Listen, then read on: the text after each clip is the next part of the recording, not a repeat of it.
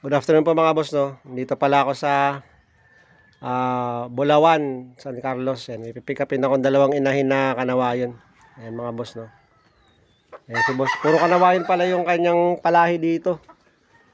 Ayan, may kanawayon din dun. Ayan, maganda yung manukan niya dito, maliwalas. Ayan.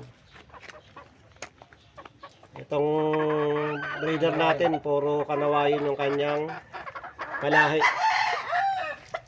At ito naman yung kanyang RRCN na authentic RRCN na kanawayon. Ayan boss, oh. Ayan, kung sakaling may nakrusundaan kayo dito mga boss, ayan, PM nyo lang po ako, ay comment lang po kayo sa comment section.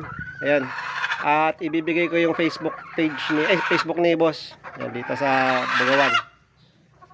Ayan, puro mga kanawayon po, mga palahi ni boss. Ayan. Ayan boss, maraming salamat po boss, ha. Thank you po, thank you po. Ayan. Medyo maano pa eh.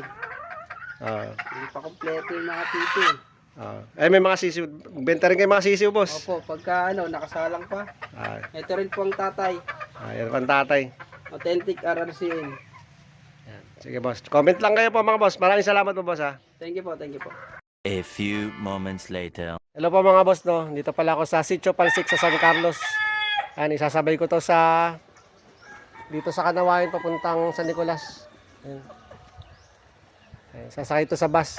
Bagupan sa Tadeo bus papuntang Anda ba to? Ayan. Ayan, maraming salamat po boss, ha. A few moments later. Ito na nga mga boss, no. Dito na tayo sa Tadeo bus terminal. At ito papuntang Anda.